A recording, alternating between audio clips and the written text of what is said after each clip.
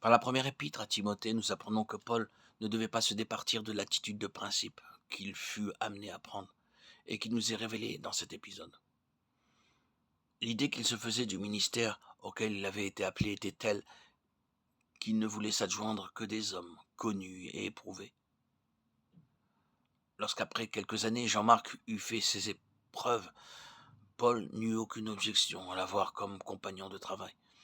Il donnera même des instructions pour qu'on le lui amène.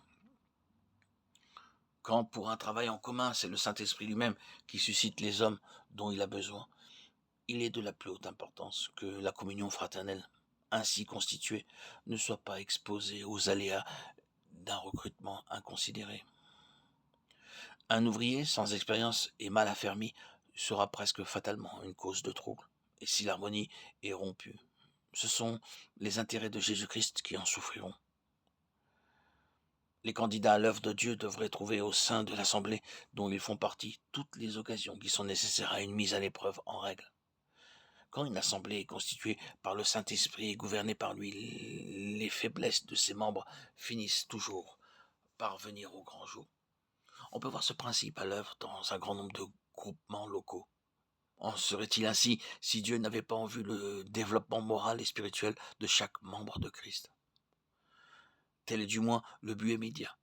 Quant à l'objectif lointain, il est précisément d'armer l'individu en prévision des ennemis qu'il aura rencontrés sur le chemin de la vie, alors qu'il n'aura plus à s'apporter de bienfaisants appuis de sa famille spirituelle. Les champs de mission sont parfois le théâtre de terribles tragédies en matière de relations rompues. Rompues, pourquoi? Elles sont pourtant destinées dans la pensée de Dieu à servir ses intérêts d'une façon durable, sans doute. Et c'est à l'Assemblée d'origine, ici en Europe, qu'il faut s'en prendre. C'est elle, 9 fois sur 10, qui n'a pas su donner à la formation de ses ouvriers le caractère d'une véritable épreuve. Car c'est bien une épreuve morale et spirituelle qui devrait être à la base de leur préparation. Une entente cordiale à la maison, dans cette famille spirituelle où tout est si confortable et bien organisé, est à la portée de tous les candidats, ou à peu près. Mais il s'agit bien d'entente cordiale. C'est d'un témoignage spirituel qu'il s'agit, et d'un témoignage spirituel dont Satan a juré la perte.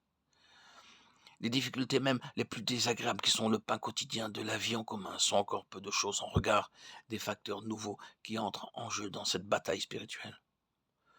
Le but que l'ennemi cherche à atteindre et qu'il poursuit par tous les moyens en son pouvoir, c'est de ruiner le témoignage en dressant les enfants de Dieu les uns contre les autres.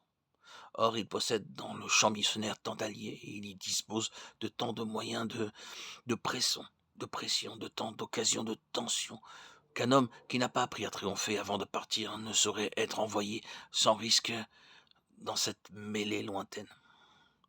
La préparation missionnaire telle qu'elle est généralement comprise dans les établissements d'instruction ne devrait être qu'un utile accessoire en comparaison du véritable équipement nécessaire. La vraie préparation n'est pas académique, elle est spirituelle.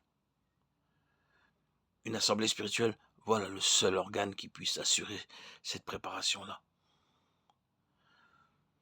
Si quelqu'un n'a pas eu sa part de la discipline spirituelle d'une assemblée digne de ce nom, il lui manquera toute sa vie quelque chose.